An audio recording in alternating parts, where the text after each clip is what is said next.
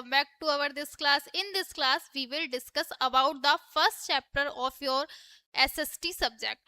So, name of this chapter is Studying of Modern Period. आज हम इस chapter में अपने मॉडर्न पीरियड के बारे में पढ़ेंगे. तो मॉडर्न पीरियड क्या था? हमारी हिस्ट्री का जो मॉडर्न पीरियड था वो मिडविल पीरियड के बाद स्टार्ट हुआ था. तो जो ये मॉडर्न पीरियड था ये एक बहुत ही इम्पोर्टेंट टाइम पीरियड था. इसमें देश में बहुत ही सारे पॉलिटिकल चेंजेस आए थे, बहुत ही सारे सोशल चेंजेस आए थे, बहुत ही अलग अलग तरह के चेंजेस आए थे. इसी समय पर हमारे देश में ब्रिटिशर्स का राज हुआ था. बहुत ही सारे आंदोलन स्टार्ट हुए थे. तो आइए स्टार्ट करते हैं आज का first chapter, studying of modern period. The modern period era is quite bit different from the medieval period. जो modern period था वो medieval period से थोड़ा सा अलग था. The history of most of the countries is divided into 3 periods. जो history है वो ज्यादातर कंट्रीज की 3 पीरियड्स में ही डिवाइडेड है. कि कौन कौन से में? Ancient, medieval and modern history. इन्हीं तीनों पार्ट में ज्यादातर कंट्रीज की हिस्ट्रीज को डिवाइड किया हुआ है. 18th century the modern period in India has started. India का मॉडर्न पीरियड कब से स्टार्टेड माना जाता है? 18th सेंचुरी से.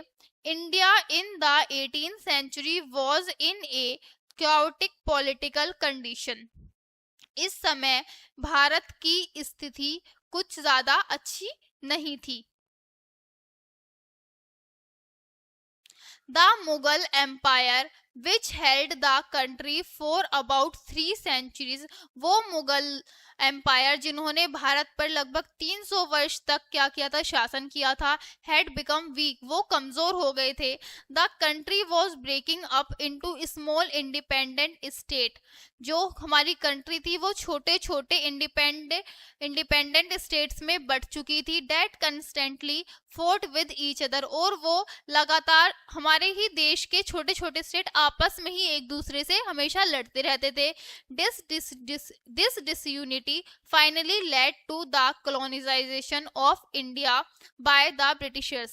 इसी कारण हमारे भारत पर किनका राज आ गया? ब्रिटिशर्स का राज आ गया. Sources of history of modern period. Modern period की जो हिस्ट्री है उसके सोर्सेस क्या हैं? In earlier classes, we have studied about the sources of history of ancient and medieval period.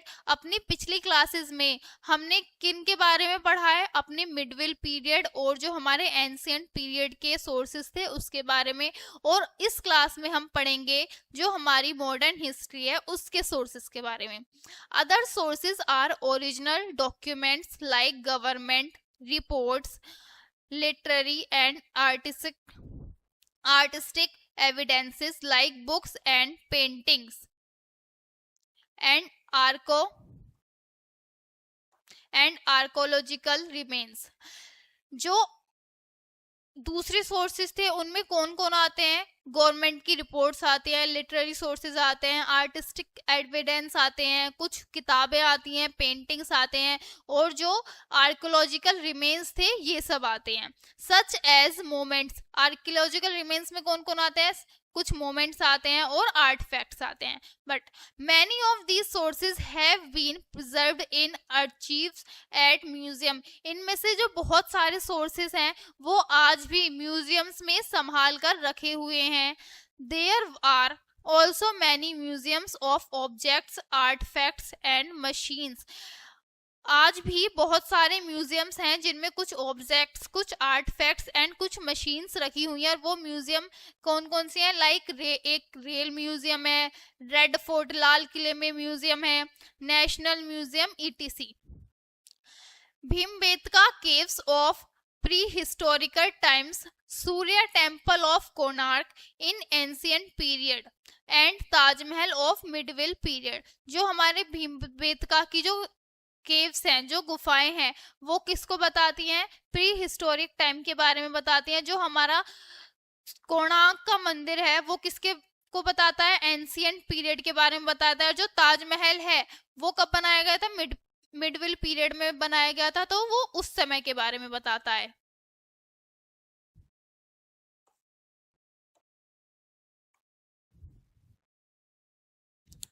are also well maintained and preserved to collect and study the source about modern period. और इन सभी किलों को, ताजमहल और ये सब जो भी है, इन सब को भी बहुत ज्यादा संभाल कर उनकी बहुत ज्यादा देखभाल की जाती है। क्यों? क्योंकि वो भी हमारे इतिहास के बारे में हमें बताते हैं। We are lucky that some freedom fighters are still alive with their good memory to describe the events of that period. और हम लोग बहुत लकी हैं कि उस जो हमारी मॉडर्न हिस्ट्री है, उस समय के लोग, मॉडर्न पीरियड के लोग आज भी जिंदा हैं और वो खुद ही हमें उस समय की घटनाओं के बारे में बता सकते हैं। They can tell us about the events that took place at that time. वो हमें बताते हैं कि उस समय की किस किस घटनाओं ने एक अहम भूमिका, एक अहम रोल निभाया था। All these facts help us to reconstruct the history of ancient, medieval and modern period. Main characteristics of the history of modern period in India. Main characteristics कौन कौन से हैं मॉडर्न हिस्ट्री के? For understanding the history and culture of modern period, it is very essential to know some of the important characteristics of the modern period, which are the following. उस समय की history को जानने के लिए, modern period की history, उस समय के जितने भी घटनाएं थे उनके बारे में जानने के लिए हमें कुछ इम्पोर्टेंट कैरेक्टरिस्टिक्स को जानना चाहिए जो मॉडर्न हिस्ट्री में हुए थे। तो उनमें से कुछ क्या है? एक तो सबसे पहले आपको ये पिक्चर दी हुई है सूर्य मंदिर की जो कोणार्क में है। फिर क्या क्या है? New developments in science, arts, philosophy, history, and other human pursuits were widely accepted. Even church also accepted it. उस समय बहुत सारे डेवलपमेंट्स हुए थे साइंस में, आर्ट्स में, फिलोसफी में, हिस्ट्री में बहुत सारे चेंजेस आए थे। Even though in the 18th century, India was divided into small kingdoms. At that age, our country was under colonial rule. They had unified large parts of the country. उस समय 18th century में जो हमारा भारत था वो छोटे छोटे हिस्सों में टूट चुका था और वहां पर उन छोटे छोटे हिस्सों पर अलग अलग राजाओं का राज था। India's industrialization and modernization happened very late because of the colonization. जो इंडिया में इंडस्ट्रियलाइजेशन और मॉडर्नाइजेशन हुआ था वो काफी लेट हुआ था। किसकी वजह से? कोलोनाइजेशन की वजह से। रेनिशेंस यानी के पुनर्जागरण।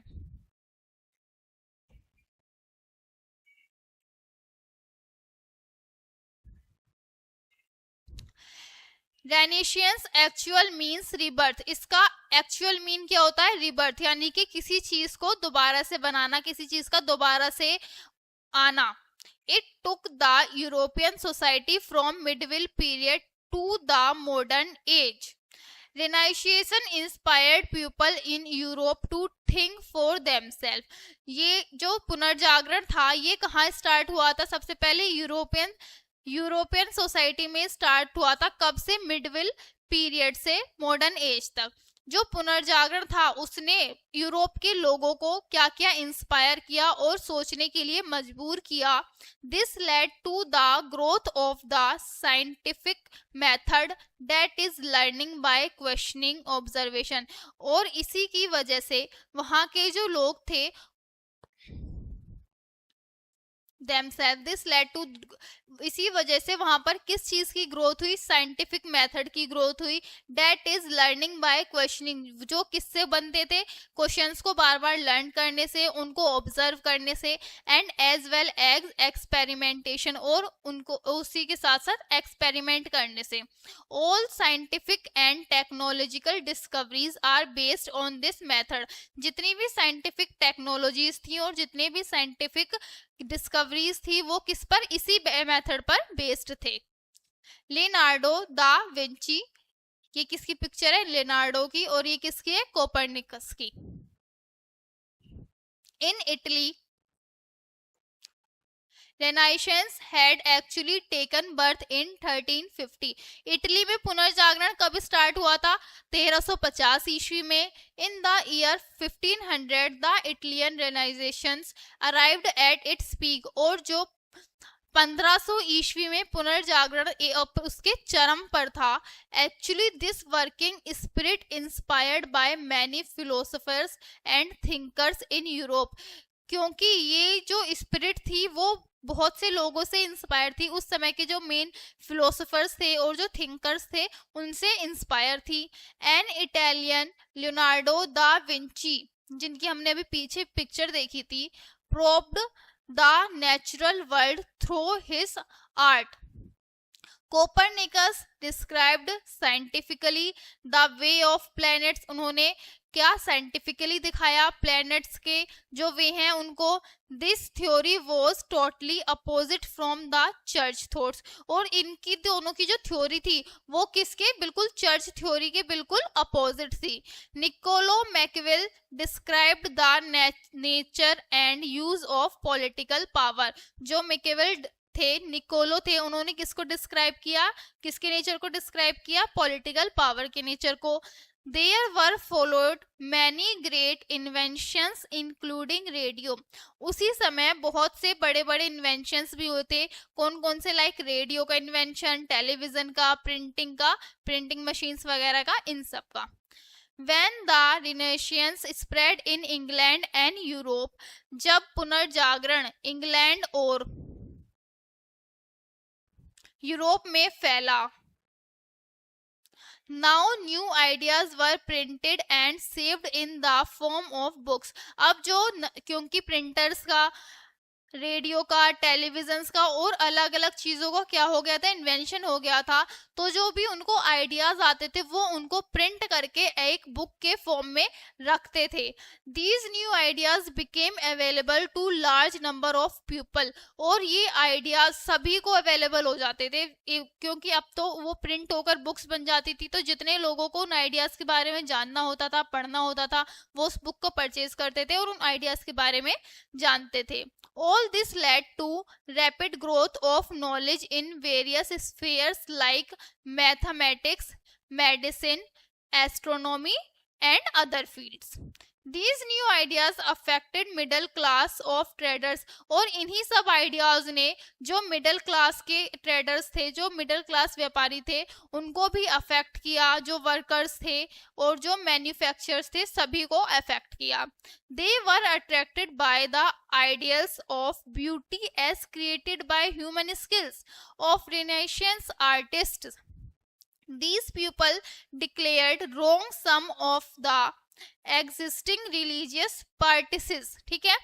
The questioning spirit inspired Europeans to revolt against objectionable practices of the Roman Catholic Church. और इन्हीं सब चीजों की वजह से ये जब उनको ये इन सब चीजों का पता चला, न्यू आइडियाज का पता चला, उन्हें पता चला कि हमारे लिए क्या जरूरी है, क्या जरूरी नहीं है, तो सभी लोग विद्रोह करने पर उतारू हो गए. और उसी समय वहां पर पुनर्जागरण का दौर चालू हुआ.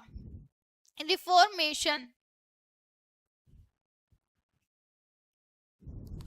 In the 16th century, the church came under the criticism. 16th century में जो चर्च था वो किसके अंडर आ गया, क्रिटिसिज्म के अंदर आ गया. A movement for cleansing the church began. और एक मूवमेंट चला किसके लिए, क्लिनजिंग द चर्च के लिए. It is called the protest reformation movement. और इसको क्या बोला गया है, प्रोटेस्ट रिफॉर्मेशन मूवमेंट बोला गया. It started in 1517 under the leadership of Martin Luther. ये कब स्टार्ट हुआ था, 1517 ईस्वी में स्टार्ट हुआ था. किसकी लीडरशिप में, मार्टिन लूथर की लीडरशिप में of Germany. And later spread to most countries of Europe. और इसके बाद वो धीरे धीरे यूरोप की अनदर कंट्रीज में भी फैल गया. The printing press played an important role to spread his views rapidly and widely through Germany and across Europe. जो उस समय प्रिंटर्स थे उनकी एक बहुत अहम भूमिका होती भूमिका थी। क्यों? क्योंकि जो भी घटना होती थी वो छप जाती थी और फिर सभी को पढ़ने के लिए, देखने के लिए मिल जाती थी, और इसी वजह से जो जर्मनी और यूरोप थे उसमें विद्रोह, वहां के लोगों में विद्रोह जाग उठा। French revolution. अब फ्रेंच के रिवॉल्यूशन के बारे में पढ़ते हैं। ड्यूरिंग 1789 टू 1799, 1789 से लेकर 1799 ईस्वी के दौरान many significant events happened in France. बहुत से अहम, बहुत से इंपॉर्टेंट इवेंट्स क्या हुए, हैपन हुए। कब? कहाँ? फ्रांस में। विच ended the rule of the cruel king, जिसकी वजह से उस समय के कठोर राजाओं का जो राज था वो खत्म हुआ, उनको तोड़ा। And stabilised a democratic republic there, और किसकी स्थापना हुई? डेमोक्रेटिक रिपब्लिक कंट्री की स्थापना हुई। These remarkable events have been called the French Revolution, और इन्हीं रिमार्केबल इवेंट्स को क्या बोला जाता है? फ्रेंच रिवॉल्यूशन बोला जाता है। In reality it was a world's revolution, पर असल में तो ये पूरी दुनिया का रिवॉल्यूशन था। Because it affects on the whole world, क्योंकि इसने किसको? पूरे ही संसार को अफेक्ट किया था। ये एक फ्रांस के रिवॉल्यूशन की क्या है? पिक्चर है, जब सभी लोग उनका विद्रोह करने पर उतर आए थे, उस समय की एक पिक्चर है। In French society nobles enjoyed all the glories of life.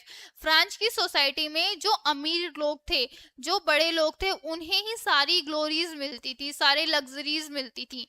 They were not conscious about society's miserable condition. उन्हें सोसाइटी की कंडीशन की बिल्कुल भी फिक्र नहीं रहती थी।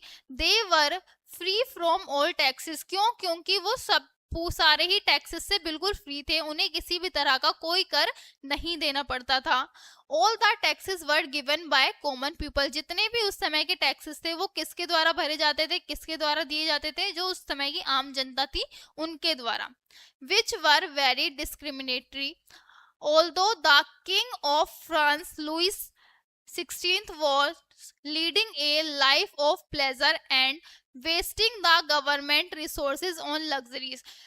और यहाँ तक कि उस समय के जो किंग थे फ्रांस के, लुइस 16th, वो भी कैसा? एक बहुत ही लग्जरियस जीवन व्यतीत कर रहे थे, और वो सरकार के सारे पैसे, सारे रिसोर्सेज कहाँ पे वेस्ट करते थे? अपनी एक लग्जरियस जीवन जीने के लिए।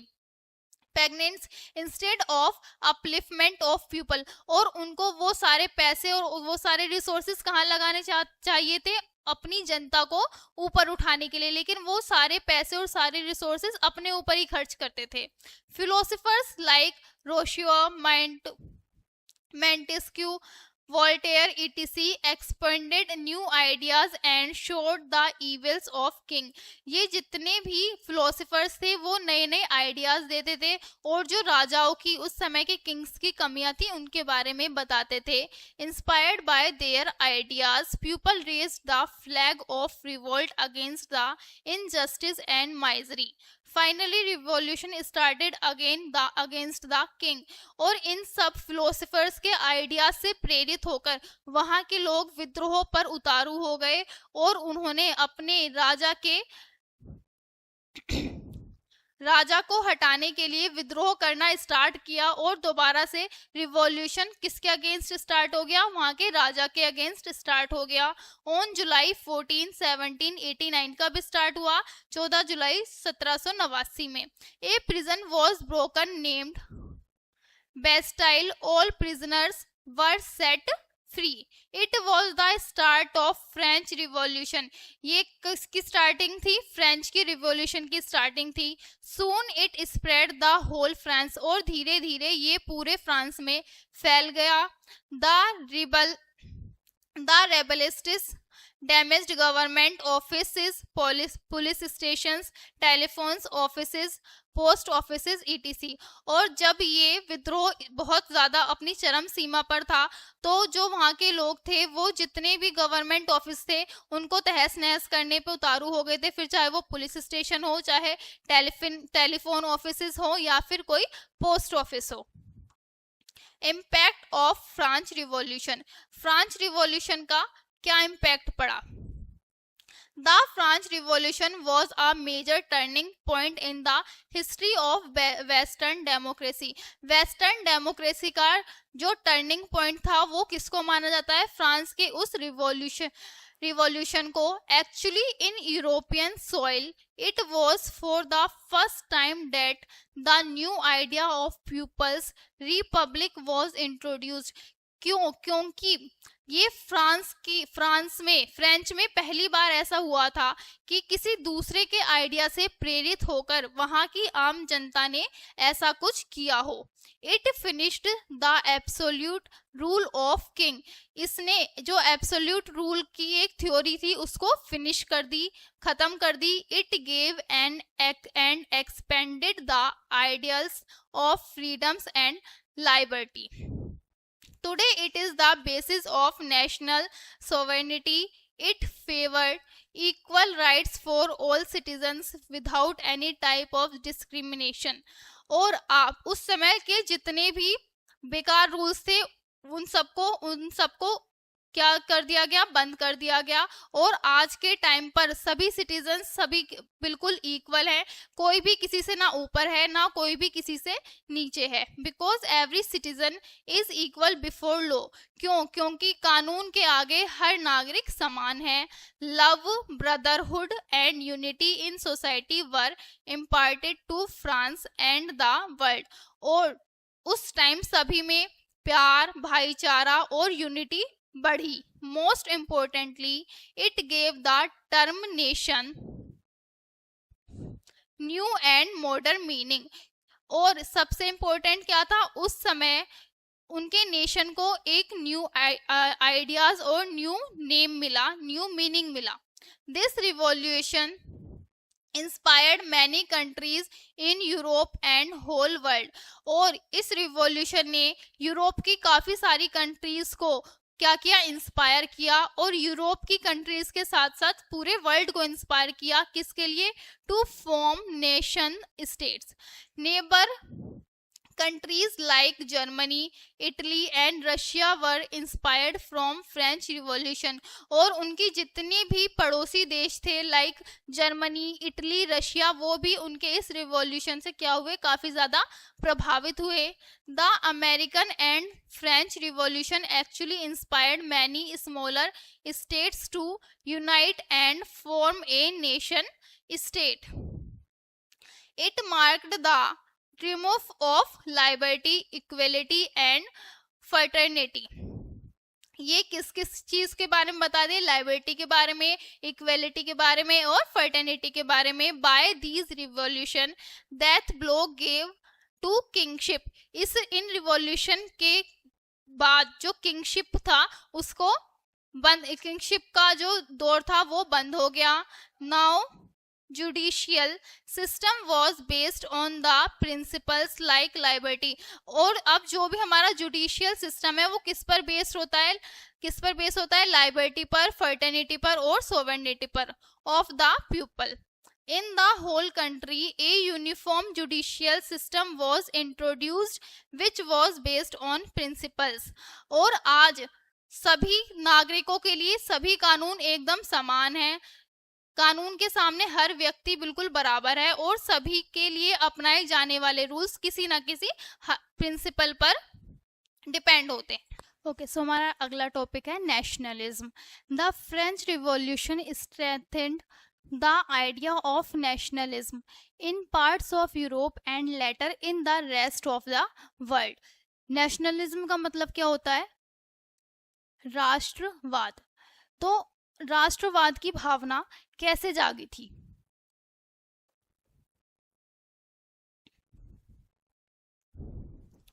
The French revolution strength the idea of nationalism. जो फ्रांस में विद्रोह चल रहा था, इससे प्रेरित होकर जो भारतीय थे उनमें भी राष्ट्रभाव की भावना जागी in parts of Europe and later in the rest of the world. पहले ये राष्ट्रभाव की भावना, राष्ट्रवाद की भावना कहाँ जागी थी? यूरोप में, और उसके बाद पूरे वर्ल्ड में राष्ट्रवाद की भावना जागने लगी थी। People began to identify themselves with a particular nation. जो लोग बाग थे वो ये चाहते थे कि उनको एक पर्टिकुलर नेशन के नाम से जाना जाए। Actually this growing feeling led to the formation of nation states. ठीक है, many countries in Europe divided into a number of small parts. Europe country के यूरोप जो कंट्री थी वो छोटे छोटे पार्ट्स में डिवाइड हो गई थी। ट्राई टू यूनाइट देमसेल्फ, और वो अपने आप को एकीकरण करने का ट्राई करने लगी थी, अपने आप को एकजुट करने का ट्राई करने लगी थी। From the help of Otto von Bismarck Germany came as united state. किसकी हेल्प से? ओटो वॉन बिस्मार्क के मदद से। The Italian unification movement was led by Giuseppe Garibaldi and the Giuseppe Mazzini. ये जो एक मूवमेंट था ये किनके द्वारा चलाया गया था? गोसिपी गरीबल्दी के द्वारा और गोसिपी मजीनी के द्वारा। दे succeed in making Italy A unified and independent nation. और वो अपने इस मूवमेंट में कामयाब हुए और उन्होंने इटली को एज एक इंडिपेंडेंट नेशन के रूप में बना सके। इन द 12th सेंचुरी में this spirit of nationalism spread through out the world. और 12th सेंचुरी में जो ये राष्ट्रवाद की भावना थी ये पूरे वर्ल्ड में फैल चुकी थी। It chief characteristic were the following. इसके जो चीफ मेन कैरेक्टरिस्टिक्स थे वो ये हैं। क्या क्या? Unity state. यूनिटी क्या था? It is the most important factor for nationalism. जो यूनिटी है वो राष्ट्रवाद के लिए सबसे इम्पोर्टेंट फैक्टर है। ठीक है, different parts of the country when unite then unity factor come. जब डिफरेंट पार्ट्स ऑफ कंट्री के अलग अलग जो छोटे छोटे हिस्से होते हैं वो जब वो एक साथ आते हैं, एक साथ मिलजुल कर किसी चीज का विद्रोह करते हैं, कुछ भी करते हैं, तो यूनिटी आती है। अब स्टेट क्या था? A nation state should have many states. एक राष्ट्र राज्य में बहुत सारे राज्य होने चाहिए। Under a political system organised under a fix ideology like monocracy, democracy and anything. ठीक है, उसके बाद देखो पहले ये जिन लोगों ने ये मूवमेंट चालू किया था इटली में, ये वो लोग हैं कौन कौन? गिसिपी गरीबल्दी एंड गिसिपी मजीनी, और ये हैं बिस्मार्क। उसके बाद तीसरा पॉइंट क्या है? तीसरा कैरेक्टरिस्टिक क्या है? Independence. An independent unity must be essential for a nation state. Many countries became independent under the foreign domination. उनके बीच में इंडिपेंडेंस की एक भावना जरूर होनी चाहिए, और इसी भावना के द्वारा जो बहुत सारी कंट्रीज पहले किसी ना किसी के द्वारा रूल की जाती थी, किसी ना किसी के द्वारा किसी ना किसी के कंट्रोल में होती थी, वो इन सबसे छूटकर आजाद हो सकी। अब इंडस्ट्रियल रिवॉल्यूशन क्या था? Industrial revolution in the later part of the 18th century in Europe great changes came in the industry. 18वीं सदी में जो इंडस्ट्रियल रिवॉल्यूशन जागरूक हुआ, लोगों में एक इंडस्ट्रियल रिवॉल्यूशन की भावना पैदा हुई, और इसी सदी में बहुत सारे क्या हुए? चेंजेस हुए। In Europe great changes came in industry. Europe की जो इंडस्ट्री थी उसमें काफी सारे चेंजेस आए। In the industry these tremendous changes are collectively known as industrial revolution. और इन्हीं सभी चेंजेस को किस नाम से जाना गया यूरोप में? इंडस्ट्रियल रिवॉल्यूशन के नाम से। Firstly the industrial revolution came in England between 1760-80 and सबसे पहले जो इंडस्ट्रियल रिवॉल्यूशन था वो इंग्लैंड में कब आया? 1760 ईस्वी से 1825 ईस्वी के बीच में। It fastly spread to Belgium about 1830 AD, और ये बहुत ही तेज गति से कहाँ फैल गया? बेल्जियम में फैल गया। कब? 1830 ईस्वी में। टू फ्रांस, और उसके बाद कहाँ फैला? 1825 ईस्वी में। पर कहाँ से फैला था? फ्रांस से। टू जर्मनी, फिर जर्मनी में फैल गया। कब? 1850 ईस्वी में। एंड टू इटली, और फिर कहाँ? 1830 ईस्वी में इटली को। इन ऑल दिस, कहाँ कहाँ? इतनी सारी जगहों पर ये इंडस्ट्रियल रिवॉल्यूशन फैल गया था। इन ऑल दीज कंट्रीज, इन सभी कंट्रीज में manufacturing was developing with great speed than agriculture. इन सभी कंट्रीज में जो इंडस्ट्रीज थी वो कृषि की गति से भी तेजी से उनका क्या हो रहा था? स्टेबलाइजमेंट हो रहा था। क्या हो रहे थे? डेवलप्ड हो रहे थे। In production of goods the industrial revolution led to enormous growth. ये उस समय के इंडस्ट्रियल रिवॉल्यूशन की पिक्चर दे रखी है आप लोगों को। और फिर हमारा नेक्स्ट टॉपिक है spread of industrial revolution. Industrial revolution किस तरह से फैला था? The industrial revolution influenced the future of the world history. जो इंडस्ट्रियल रिवॉल्यूशन है वो वो मतलब पूरे ही वर्ल्ड के इतिहास में एक अहम भूमिका रखता है। It first began in England, ये सबसे पहले कहाँ स्टार्ट हुआ था? इंग्लैंड में। और then spread to other European countries, और उसके बाद यूरोप की अनदर कंट्रीज में फैल गया।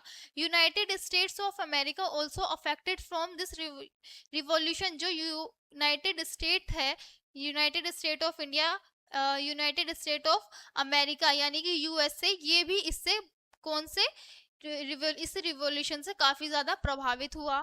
For the spread of this revolution some important causes were responsible, some of them are. इस रिवॉल्यूशन के लिए कुछ फैक्टर्स जिम्मेदार हैं, और वो फैक्टर्स हम नीचे पढ़ेंगे।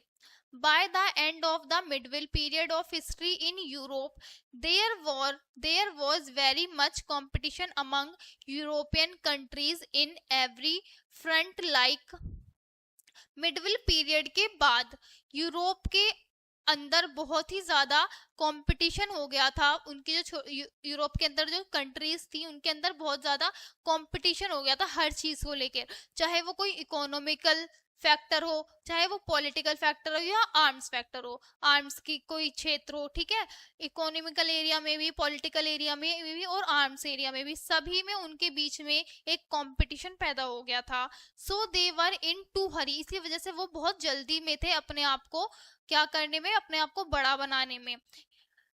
To hurry to impress the industrial revolution without waiting, और उन्होंने क्या? इंडस्ट्रियल रिवॉल्यूशन स्टार्ट कर दिया बिना कुछ सोचे समझे, बिना किसी का वेट करे।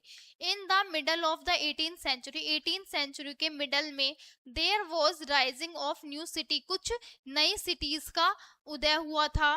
Craftsman and artisans began to migrate the towns. Now the artists began to produce goods on large scale with the help of new techniques. पहले जो आर्टिशियंस थे वो अपना काम करते थे, लेकिन अब जो आर्टिशियंस थे वो भी किस में लग गए थे? गुड्स, नई वस्तुएं बनाने में लग गए थे। किसकी मदद से? मशीनों की मदद से। This gave extend to the industrial revolution, और इसी के वजह से इंडस्ट्रियल रिवॉल्यूशन फैला। In Europe the political conditions like the German unification, French revolution and the American civil war were no less contributing factors to the spread of industrial revolution. ठीक है, actually each of the European nations specialized in one or the other field. ठीक है, फिर उसके बाद हम next topic है हमारा इफेक्ट्स ऑन कॉलोनीज। इस रिवॉल्यूशन ने कैसा क्या एक नेगेटिव इफेक्ट भी छोड़ा था और एक पॉजिटिव इम्पैक्ट भी छोड़ा था। तो पहले हम पढ़ेंगे नेगेटिव इफेक्ट क्या क्या हुआ था इससे। The British industries began to produce more and more goods at cheap rates. जो ब्रिटिश इंडस्ट्रीज थी वो हर चीज बहुत ही सस्ते दामों पर बनाती थी, ठीक है। The machines made good things, और जो सस्ते दामों पर बनाती थी और किससे बनाते थे, मशीन से बनाते थे, और वो अच्छी चीजें भी बनाती थी। They all were in better quality, और वो अच्छी क्वालिटी के भी होते थे। Britishers required vast markets to sell their goods, और उनके द्वारा बनाई गई वस्तुओं को बेचने के लिए उन्हें एक बहुत ही बड़ी जगह की आवश्यकता पड़ती थी ब्रिटिशर्स को। They began to flood India market with their manufactured goods, और इसी वजह से जो ब्रिटिश में बनाई गई वस्तुएं थी वो लोग उन वस्तुओं को इंडिया भेज दिया करते थे बेचने के लिए। India which was once a great exporter of manufactured goods like cotton textiles now was a reduced to the position of importer of British manufactured goods। Bharat जो पहले एक बहुत ही बड़ा एक्सपोर्टर था, यानी कि वो अपने हाथ की वस्तुओं को दूसरे देशों में बेचा करता था, अब इस ब्रिटिश इंडिया कंपनी की वजह से एक बहुत बड़ा इंपोर्टर बन गया था। किसका, ब्रिटिश मैन्युफैक्चर्ड गुड्स का, यानी ब्रिटिश की बनी चीजों को अब वो खरीदने लगा था। ये एक बहुत बड़ा नेगेटिव इम्पैक्ट पड़ा था। फिर उसके बाद इंडियन, और इसी वजह से Indian handicrafts were heavily taxed in England to promote export of machine made goods to the colonies. और जो भारत में हाथों से बनी चीजों पर ब्रिटिश में, कहां पर, इंग्लैंड में काफी ज्यादा उन भारत की बनी चीजों पर काफी ज्यादा कर लगा दिया गया, जिससे कि उन लोगों की, ब्रिटिशर्स की जो मशीनों से बनी वस्तुएं थी वो उनका अच्छे से प्रमोशन कर सके। The village industries also suffered worsely, इसी की वजह से जो कैसे विलेज की इंडस्ट्रीज थी, ग्रामीण इंडस्ट्रीज थी, उन्हें काफी ज्यादा सफर करना पड़ा। With the spread of network of railways in India, किसकी वजह, क्यों, क्योंकि अब भारत में किसका नेटवर्क फैल गया था, ट्रेन का नेटवर्क फैल गया था, और जो ब्रिटिशर्स थे वो ट्रेन की सहायता से और नाव की सहायता से अपने यहाँ बनी वस्तुओं को भारत आकर बेचने लगे थे।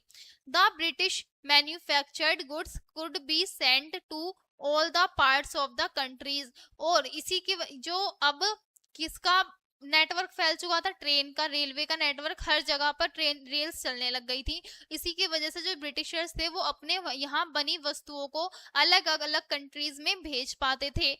The goods produced in the villages by traditional methods could not compete with the British manufactured goods। The goods produced in the villages by traditional methods could not compete, और जितनी भी वस्तुएं गांवों में बनाई जाती थी, जिस मेथड से बनाई जाती थी, वो उन ब्रिटिशर्स की चीजों को, उत्पादों के कंपैरिजन में कंपेयर नहीं कर सकते थे हम चीजों को। अब पॉजिटिव इम्पैक्ट भी पड़ा था तो कुछ, तो अब हम उस पॉजिटिव इम्पैक्ट के बारे में पढ़ेंगे कि क्या क्या पॉजिटिव इम्पैक्ट पड़ा था। The British did everything possible to restrict industrial revolution to Britain, but the tide was not in its favour, ठीक है। Industrial revolution also had some positive impact, जो इंडस्ट्रियल रिवोल्यूशन थे उसके कुछ पॉजिटिव इम्पैक्ट जो थे वो ये हैं, फॉलोइंग है। क्या क्या है, पहला है, in Kolkata in 1818 the first cotton textile mill was stabilised by 1880। 1818 में कोलकाता में पहला कॉटन टेक्सटाइल मिल बनाई गई थी। By 1880 the number of cotton textile mills in the country had gone up to 56।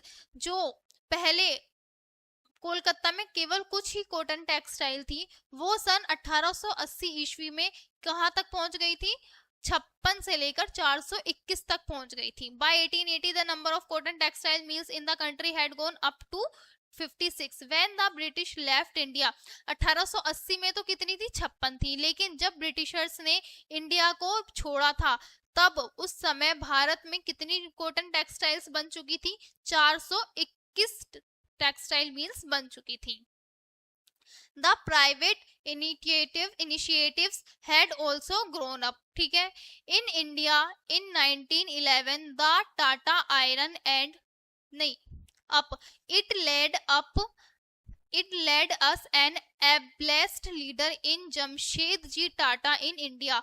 इसी की वजह से हमें कि एक बड़े व्यापारी जमशेदजी टाटा मिल सके सन 1911 ईस्वी में. The Tata iron and steel company was stabilised. और जो टाटा आयरन कंपनी थी, स्टील कंपनी थी, वो इसी समय पर स्टेब्लाइज हुई थी. Sugar, oil, leather industries also grew in India a little bit. जो शुगर, ऑयल और लेदर की इंडस्ट्रीज की कंपनियां थी, वो भी इसी समय पर उनकी भी ग्रोथ हो रही थी. The coal industry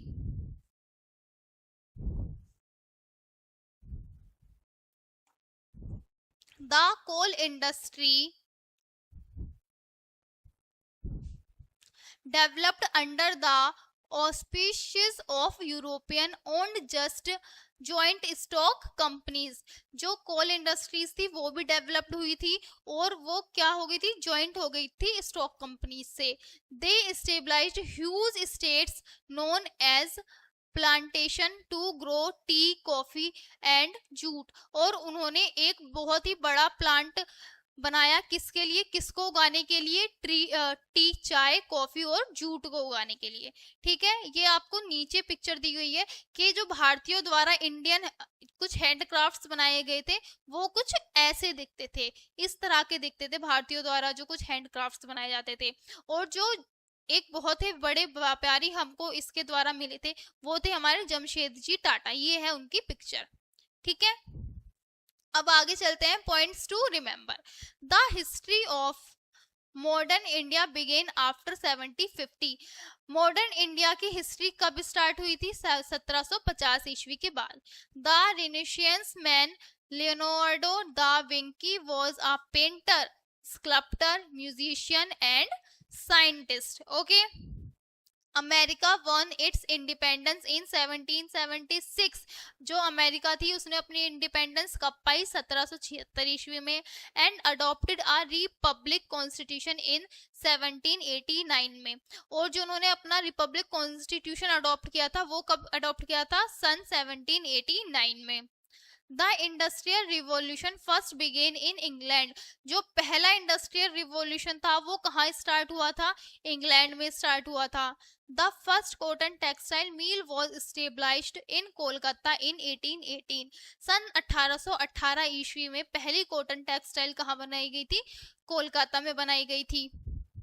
the industrial revolution influenced the future of world history. जो इंडस्ट्रियल रिवॉल्यूशन उस समय पर चल रहा था उसने जो हिस्ट्री थी उसको क्या किया, काफी ज्यादा वर्ल्ड की हिस्ट्री को बहुत ही ज्यादा इन्फ्लुएंस किया था. सो स्टूडेंट्स, ये था आपका चैप्टर 2. होप आप लोगों को आज की वीडियो अच्छी लगी होगी, अच्छे से समझ आया होगा. मिलते हैं नेक्स्ट वीडियो में. Thanks for watching. Bye bye.